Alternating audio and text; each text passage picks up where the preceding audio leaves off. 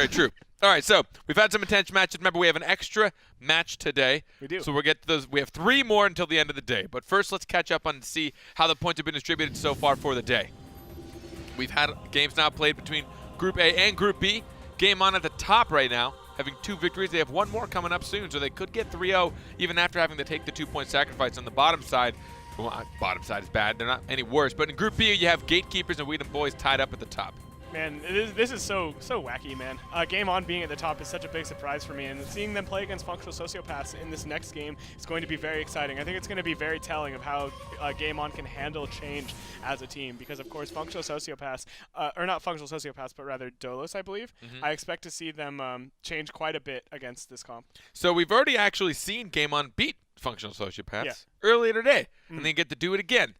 This is essentially, remember, double round robin, so everyone plays with each other twice, but because of scheduling conflicts, we're going to actually watch both of their games today. So we're going to be getting in the draft very shortly. Do you think we're going to see a really big change from Functional Sociopath to try and take on this Game On team? Yeah, I don't know about that. So I misspoke. I said Dolos, but Functional Sociopaths will likely be playing something very similar. I expect to see the Iva. I don't think the Iva on Varosk was part of the reason they lost their match against Game On before. I do think we might see a change up in terms of the melee pick. We saw the Shifu prior, and it didn't look very good. I think it's likely that we see a swap to the Thorn, as overall Thorn has just seemed to be a much stronger melee character. I find it funny that we're seeing so much Thorn, especially coming into Europe. We literally didn't see him once. Yeah.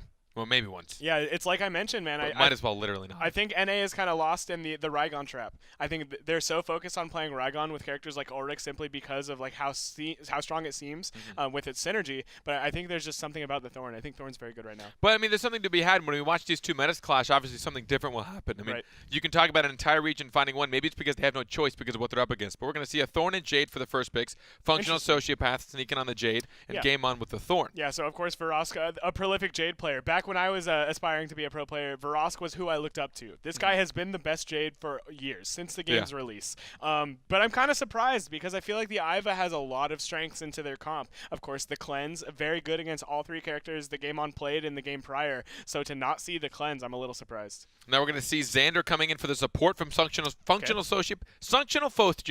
I like that. And Taya for the ranged on Game On. Roger. Yeah, so Taya versus Jade, very unfavorable matchup for Jade. Of course, Jade, a character all based around skill shots. Taya, a character that is mostly hasted. It's hard to hit skill shots on hasted characters. And when you just look at the value of Xander, we talk about utility can kind of be king in this game. Yes. Being able to give people extra escapes, give people debuffs so that you actually just deal more damage no matter what you do. Right. So you're making everybody on your team just slightly stronger. Essentially, it's all a debuff is. It's just like buffing your whole team for a short period of time. Absolutely. Every damage they take, or every bit of damage it takes can be magnified. But for the end, we're going to see Ulrich on Game On. No surprise there. Going to be paired up with a Thorn and Esmo for Functional Sociopaths. So we're going to see Esmo, Jade, and Xander. Yeah, this is going to be very interesting. So it might not – I'm not sure who's going to be playing this Jade. I've seen Xanox play Jade before. In fact – Functional Sociopaths used to play with Your Nightmare, and he played Thorn on Functional Sociopaths, which left Xanox in the ranged role. So this dude has ranged characters in his back pocket. I'm interested to see which of the 2 he plays. Game On running it back with exactly with what they won with before. I want to pick Functional Sociopaths for the win, only because it's a super cool. Right. Obviously, they seem confident in something to be able to pick such a wonky comp. Sure. We don't see this type of comp more often, but what do you think of going into this? Do you have any more favor towards the other?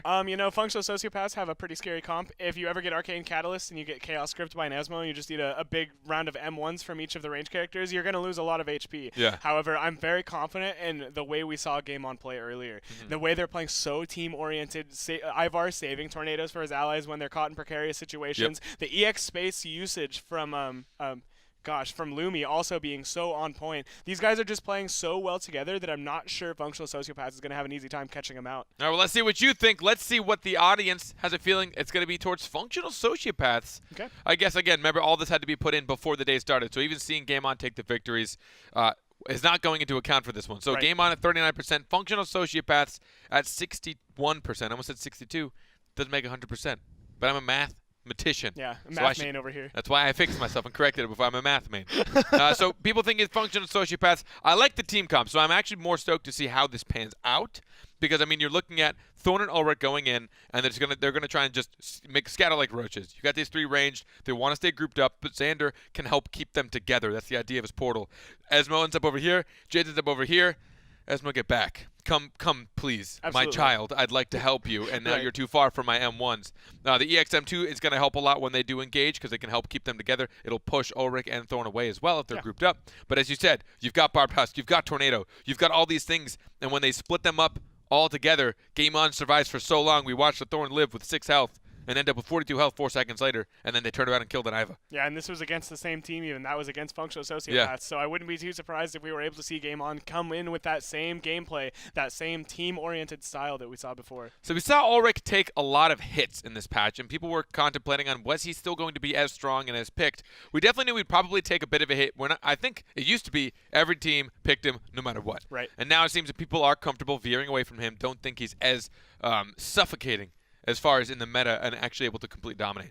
What makes him still so good is that he makes every melee a little bit better. Yeah, I think a lot of his value is in his his EXQ as well. Yep. That big AoE 16 heal, 16 shield is just so valuable if you can get in there and help your allies. Of course, his numbers were tweaked a little bit. The healing on his space and the damage on his EX space were reduced by 3, but at the end of the day, that's not too much, not too big a deal as he still has a lot of healing, especially with that favor buff, which amplifies healing that your allies have. And we talk about just in general supports that help make everyone else around them stronger. I mean, that is literally Xander. That's all he does is he makes everyone around him stronger. He can deal a lot of damage, but the chances of him landing an M2 ultimate, not very. Yeah, you're not even going to see most Xanders press F. Yeah. They will hold their F button. They'll use it on things like Spotlight simply because that's where most of Xander's burst healing comes in. Either his Spotlight or his space with the stacked decked Battlerite. Yeah. Gives him an extra card to throw. So his burst healing is very limited, so you generally will see him pooling energy for that. But you're looking at him sheeping you, followed by an M2 potentially. Yes. Or all your ally, your entire team, followed by everything in their arsenal. Just punch the keyboard when someone has an arcane sheep, and you're guaranteed to at least land probably 30 damage on him. Doesn't really matter which button you press. Right. So going into feeling how they're going to have to engage, right? The aggressors are going to need to be game on. They're the ones that have the melee. Obviously, the ranged aren't going to be pushing it. See, it's interesting. This team comp is interesting because you generally think that because they have the melee, they have to go in. But I think Thorn is secretly the best range character. Thorn is very good from a distance simply because of the neurotoxin on his M2, which reduces the damage your enemies do and just the poking damage it has, as well as the entangling roots and pull. Thorn by no means does not need to engage with his burrow. He can sit back, play very safe for quite a long time before he has to engage, and kind of hold all of his abilities for the orb. And you do have Ulrich. He does have his poke with his E. Right. But that also means for a period of time he won't be able to heal unless he cancels it, which means he's losing value on that. Right. So his heal will only be dependent on his space and his Q. He won't have his standard M2. I should correct myself. He can still heal you, just not in the standard support way. Yeah. And then you're going to have Taya, who, again, can poke from a distance. The only kind of issue with Thorn sometimes playing patient is if he's not able to land those E's or not able to get the pulls, he'll just kind of stand around all day. Right. And usually they're just getting patient in spacebar. Yeah. Like, oh, you know what? Or at least start walking. Yeah, we'll see how this goes. Of course, they could just choose a hard engage at the beginning, too. Like you mentioned, they have the melees, they have the Ulrich. Even though it is a bit misleading that they do have a bunch of poke, they can also just hard commit. They could burrow in with their Thorn and immediately be backed up by Mini. And that's one of the things I like about this comp so much. There's so much variation in their openers, and there's a lot of different stuff they can do. Now, talking about orb control, you've got, obviously, if there's a Thorn, there's orb control. If there's a Taya, there's orb control. If there's a Jade, there's orb control. Right.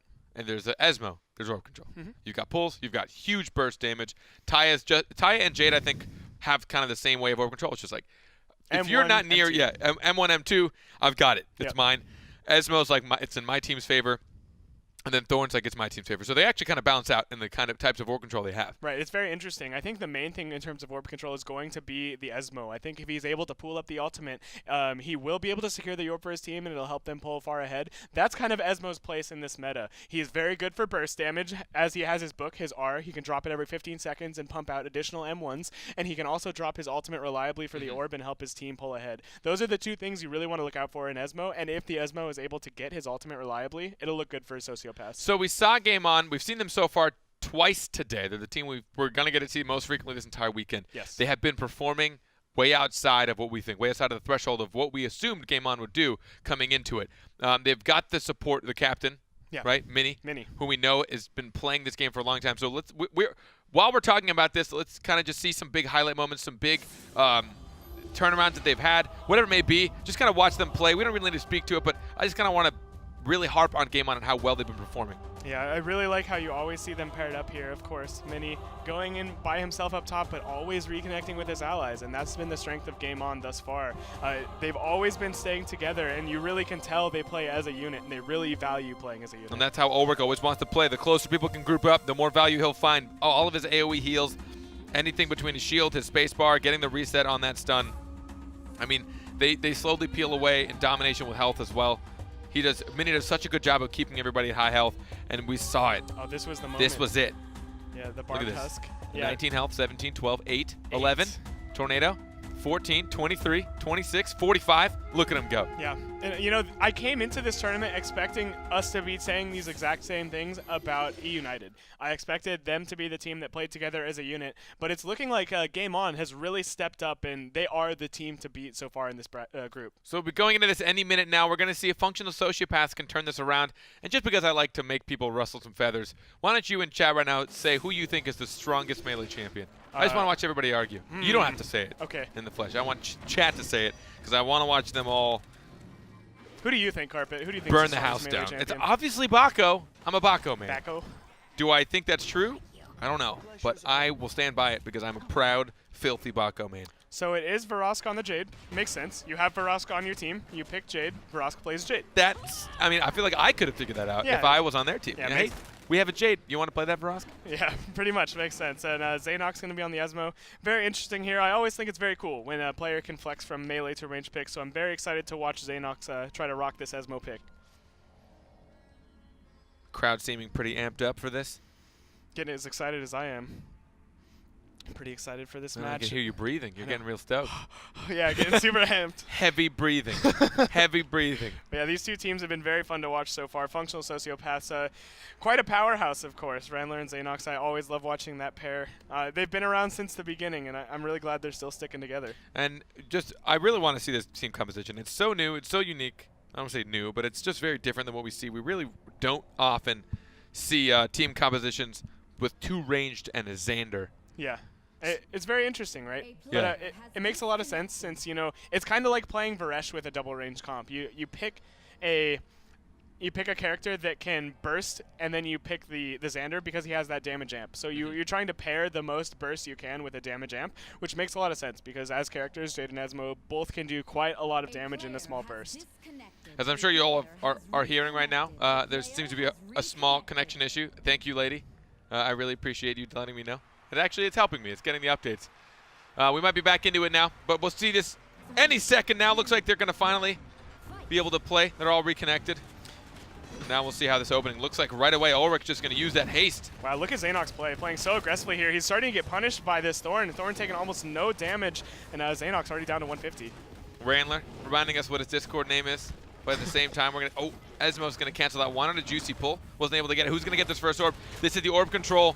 Oh, the so piercing, close. no. Beautiful taken. play. Yep, Ivar takes it. Gets protected by the shield from Ulrich. But there's a snipe from Jade. She knows that there's no more shield from him. Big double snipe there, and the ultimate's going to follow, but the ultimate's not going to get too much damage. The portal's forced out, and immediate reaction is the X-Strike coming out from Ivar. And I like the portal. It really does help counter that incapacity. It might not cleanse him, but it does give him kind of this weird faux iframe for quite some time. Another orb is going to get taken by Red. Yes, it will. That's two orbs for Game On. Ivar, unfortunately, not able to make it out of that Esmo ultimate. A big chunk of his health is now gone, Carpet. Portal down again. Now might be a chance for Thorn and Ulrich to go in. Thorn's going to get pulled in. I figured maybe they just used it as a chance to stick in there. Sometimes getting pulled can be a grace. Yeah, absolutely. Jade getting pressured pretty hard here. The portal stacked with Blast Ball. That's not ideal, and we're now going to see the red team aggress as a result. Oh, but Blue manages to steal the orb. Great play.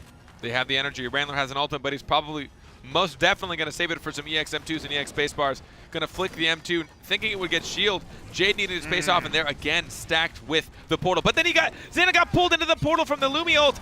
Ivar's going to go down, but there's the incapacity onto Jade. The shield will keep her alive. She's going to grab some greens on the way out. Varosk has an ultimate. Xander has enough for an ultimate as well. They need to find a kill here, but it's not looking like they're going to be able to. Carpet as a snipe from around the corner hits Luminary. Not the ideal outcome, as both characters left on the side of Game On are getting very low. We're going to see Sheep form, keep them at bay. The orb is going to be coming up very shortly now. Game On staying alive, but no energy, not a lot of burst damage. I think Thorn would need an ultimate right about now, and there it is. All work. The nice snipe to finish things off as functional Sociopaths strike hard and take this game. You saw Game On actually trying to initiate. They really weren't playing patient early on. I think it's just knowing the obnoxious poking that they're going to deal with between Jade and Xanox and Esmo. You can use some mobility to get rid of some, right? You can dodge an Esmo M2, then you got to worry about snipe. Yep. Then you got to worry about an M2 from Xander. So I understand the urgency, the sense of urgency, because you can't let them get anything free. That even if they don't take your max out, they're getting free energy. Yeah, absolutely. And things looking pretty dicey as a result of it. Like you mentioned, so many abilities being thrown out by functional Sociopaths. This time the aggression from Game On is much more swift as they don't want to have to play that game.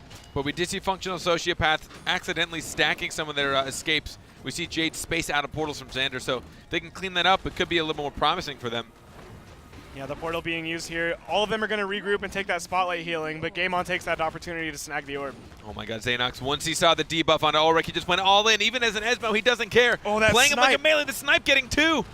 Varas getting so much damage out from that snipe, and now the aggression from Ivar is the response, but he's not going to get that much value out of it. Jade dropping her ultimate, pressing that F button, and getting a little bit onto Ivar and forcing out the tornado. Things not looking too good for Game On, though, as Lumi down bottom is losing his trade hard. Red team gets another orb. That's going to be 2 orbs in a row for them, but they're still right now losing in the health battle. Functional Sociopaths grouped up, getting healed. Ivar has to go in, but he's going to stay there. He might die here. He has the tornado mini. Did he get value out of that spacebar? No, he didn't. Actually, no, I think he just barely did. Oh, the dead root's getting no value too. This is a really bad look as Varas lands another huge double snipe. Varas absolutely popping off on this Jade. Game On trying to secure the orb, and they do. They're third of the round, but the HP is still 60% in favor of functional Sociopaths. Mini has to stay so far back. He wants to heal his teammates before he puts too much into himself. There's the snipe. They baited at the shield knowing Mini was so low. He has an ultimate. He's trying to protect Iva. Xanax has gone in. Oh no, but the portal pulls him out of range of the shield. The Esmo ultimate. The Sheep isn't going to be able to slow Ivar enough to enable the ultimate to secure, but the Jade ultimate is going to be the last fight, or attempt to be the last kill up here. I'm trying to find it. Almost get it. Look at how low they all are, though. The highest we have is Ivar at 53 health. That is almost nothing, especially when you have snipe reset on Varosk. Gonna get the snapshot. Has the R to try and just get the iframe out of it. Esmo needed to retreat. I think Xanox got to be careful. He's playing a little bit too much like a melee sometimes. Yeah, he has to play pretty careful here, but he recognizes that everybody on game is pretty low into the tip. The tip of the snipe from Varosk is going to secure that kill. Varosk hit so many just snipes out of nowhere this round. This team composition, unique yet working very well. Functional Sociopaths. Maybe they figured. Maybe, I don't know if they already had this in their pocket. Maybe they theory crafted this while they had a little bit of time after their loss. But I'm liking it. Yeah, I like it a lot. The Ulrich is having a very hard time. All of the characters on Functional Sociopaths, as a result of the Xander pick, are so mobile. Xander is able to relocate anybody off of the Ulrich if they need it, and as a result, Game On is just having such a hard time getting value out of their picks. I mean, going against people like Esmo and Jade, the first thought is, okay, Esmo spaced, go, go, go. Jade has spaced, go, go, go. But now that's no longer the case. And as long as they make sure that they're doing it separately, and it's really hard to put pressure on 2 people at the same time, if we're going to see Thorn and Ulrich go in on Jade, she's going to space. They want to follow through. In the meantime, Esmo's just poking at him. And then he still has his, even if the portal's used for Jade. They're just rotating it nicely, and they all always have some type of escape. You saw how much health they had after losing every orb. Yeah, we see it here, the portal helping the Esmo get back, and Xanox actually spaces aggressively a little bit. The Thorn trying to aggress onto this Jade, but the snipe is going to land on the Ulrich, and so much damage just off of that Arcane Catalyst snipe. Also came with another silence and a couple more M1s. So Mini lost some health. He wants to heal up, but I think he knows that his teammates might have a little more value right now. Lumi's hiding behind that wall. Oh, just missing the blind. Yeah, pretty unfortunate there. This next orb spawning in 10 seconds. Game On gonna want to secure it and keep Functional Sociopaths out of mid, but it's not looking like they're gonna be able to as Functional Sociopaths make their way back in. Lumi has an ultimate. Here it comes. He's gonna use it to help secure orb and get the pull onto Xander, and another pull. There he goes. Gets absolutely shredded. He gets deleted from the match. That punish was massive, and it's exactly what they needed. They got the orb in with it, the kill on Xander. Things are looking pretty good for him here as that EX space from Lumi helps get him out of that ultimate, and things looking like it should go Game On's way. Another one's going to go down without Xander. You can see the weakness of these two really starting to showcase. Yeah, things are looking pretty good. Game On finally able to make it work, and really that was just off of the back of that great play from Lumi mid. He got that big dead roots, which helped secure the orb. None of the ranged characters could do damage to the orb through the dead roots, and Randler managed to get caught in it, unfortunately. Lumi got a pull, I believe. Yeah. So he actually put the pull down and then ulted, so the cast time, generally what you often see is they'll ult, right, get you a little bit, you run away, then they'll pull you back in. but he actually pulled Randler just as he pulled first, or he at least casted it first and ulted. So just as the ult had started casting, he was already in the middle of it. Yeah, so he took nearly the full damage. Showing his comfort on the hero for sure. Vorosk having a little bit of difficulty here. Oh, but this time Lumi already at half health, needs help. Yeah, not ideal here. Things not looking too good as the silence comes out as well. So much damage to the root as well. The EXM2 from Vorosk enabling so much damage to come out onto Ivar. Ulrich able to help secure that red, or that orb I should say, with his EX spacebar. Lumi trying to protect himself with the barbed husk. There's just so much going on that it's so difficult for Game On to have those cooldowns rotated, as we said, between Tornado and barbed husk. Ooh, nice shield there from Ulrich, protecting Vorosk's snipe from the orb. There the again! Deadlift is going to come out. Huge damage coming out onto the Esmo. He finally gets his space back up, but the damage has been done, down to 50 HP. And red team got another orb. They've got most of the orbs this series. Functional Sociopaths usually can stay alive long enough, but it looks like this time they're struggling. Oh no, the portal was used as well. Xenox spaces out, and the portal is wasted from Randler. Very unfortunate. Shield smack kills are probably one of the most satisfying things in this game. Ivar popping off the ultimate, looking like he's going to find it. And yeah, that shield smack, that nice sound. It's not a nice thing to be on the receiving end of. No, though. definitely not. Game On now, looking to tie up this match. Yeah, very surprising, Carpet. You know, they lost those 2 rounds very dominantly, but it seems like they figured it out. And they're playing tightly as a unit, as we've come to learn they will. And they're looking pretty good. Quick target changes. Once you know that Randler is helping out one, just go to the other one. Absolutely. And they have to do it quickly, but they also have to make sure they distribute it. I think that right now, like, it seems that you see the melees and Taya kind of targeting separate ones because their idea is to get all the mobility to happen at the same time, because Functional Sociopaths having that Xander gives them that ability to just spread out those rotations with their spacebar. So getting them to use all their mobility at the same time, that's when you can have your punishes. That's when you're seeing this massive ult damage coming onto people like Randler, who's using his portal to help his teammates instead of himself. Lumi playing aggressively onto Xenox, trying to get him to space early on, but he's not going to bite. And now the damage is being returned onto Lumi. Definitely not what you want to have happen. Oh, a nice X-Strike around the wall, actually catching them both. Vorosk losing a little bit of health. He wants to try and snipe this, but there's the shield, the Radiant. Followed by some blinding as well. Game On again, keeping up the orb pressure. They've gotten, I'd say, like 90% of the orbs. Vorosk not finding nearly as many successful snipes as he was in rounds prior. The Aegis throw going to come out, but it's not going to land on anybody. Luminary forcing out Vorosk's space. Here comes the ult. This could be dicey here. The Barbed Husk mitigates most of the damage, and the orb is secured by Game On somehow. Xenox going for damage, opting out instead of the orb. Arcane Barrier's going to block the blind. Xenox playing a very aggressive Esmo. Very fun to watch a melee player playing Esmo. The portal is stopped from the pull. Vorosk actually stays where he is. The Burrow's coming in to put on the pressure. He's got Arcane Catalyst. Has to use the ult mostly just to get out of that damage. Puts a little bit onto Vorosk, but not as much as he would have liked. Mini building up to an ultimate. This orb is so important. Mini's getting so low. Game On does manage to secure it, which is absolutely huge for him, but they're still pretty far behind Carpet. The blind from across. Though the incapacitated finding Esmo. Esmo's just going to actually go in. Look at Xenox go. He's playing so aggressive with his shield. Won't get picked up. The Aegis sits there. Finding not a lot of value. Beautiful sheep onto Mini in the backline. The ultimate going to be popped off by Ivar, but it's immediately destroyed. The tornado is available right after the ultimate wears off, but still so many abilities used from Ivar right there. But the damage, they might be able to burst him here, and they do out of nowhere. Xenox just gets popped. Trying to pull Vorosk, who gets away, but unfortunately for Xenox, he portaled directly into the claw from Thorn, and you just watch them all converge. And that's the power of Game On, man. We've been talking about it. They go on this same target. They have the great coordination. We'll see if they're able to take this round as they do finally get the kill on Vorosk. Mini was getting kind of low. Thought Functional Sociopaths might be able to bring it back, but it's not looking like they'll be able to. Especially given the fact that Xander only has 2 abilities to deal damage. Yeah. It's going to be a little tough for him. He's going to buy a little time for his team. Have some fun. A little strategy time. Yep. Figure out what they need to do differently. But, man, that round was very surprising. Looking at the HP totals halfway through, Functional Sociopaths were like 30% ahead, right? They were pretty far ahead in Game On, but managed to take it back off some great coordination and a good burst of damage onto Xenox. I mean, it was a fortunate situation for Game On when that pull caught Xenox. Yeah. Xenox, he was portaling away. He found Jade. Jade was spacing away from the pull because she knew it was there. I think Xenox may have been blind to it, so he hopped right into it. When he got pulled, all he had left was Arcane Barrier, but you can't protect 360 when there's pretty much what seemed to, it almost felt like 3 melees because Taya was right there on top of him. Yeah, life's hard, man. Oh, the X-Strike and the pull at the same time, putting some damage on a Randler. He has to actually use Portal for himself, so now he won't be able to help his teammate. Xenox Varosk should probably play a little bit safer. Rapid Form is out as well. No more protection for Randler.